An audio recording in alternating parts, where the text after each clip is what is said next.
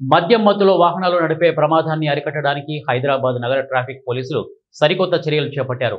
గతంలో రాత్రిపూట మాత్రమే నిర్వహించే డ్రంక్ అండ్ డ్రైవ్ తనిఖీలు ఇకపై రోజంతా ఏ సమయమైనా నిర్వహించనున్నట్లు మలక్పేట ట్రాఫిక్ పోలీసులు తెలిపారు.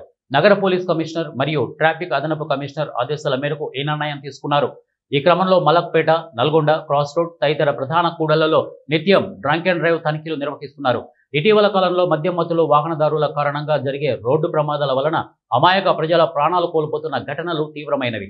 అలాంటి సంఘటనలు పునరావృతం కాకుండా ఉండేందుకు మద్యం సేవించి వాహనాలు నడపకూడదన్న సంకల్పంతో ఈ చర్యలు చేపడుతున్నామని ట్రాఫిక్ పోలీసులు పేర్కొన్నారు. పోలీసులము ఎప్పుడైనా ఎక్కడైనా ఏ ప్రదేశంలోనైనా ఏ సమయంలోనైనా డ్రంక్ అండ్ డ్రైవ్ చెక్ చేయడం అనేది జరుగుతుంది.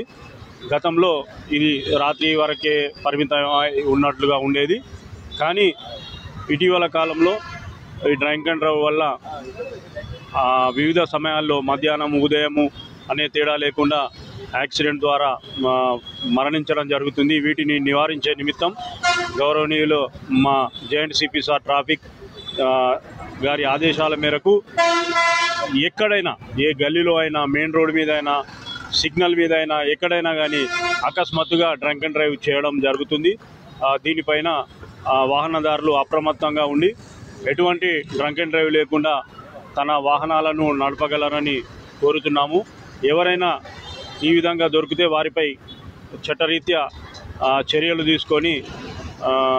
తీసుకోబడుతుంది. కాబట్టి దీని ద్వారా అనేక మంది ఈ మధ్యకాలంలో డ్రంక్ అండ్ డ్రైవ్ చేస్తూ నడిపినటువంటి వాహనదారులకు జైలు శిక్ష కూడా పడడం జరిగింది. ఒక్కొక్కరికి వారం రోజులు, 10 రోజులు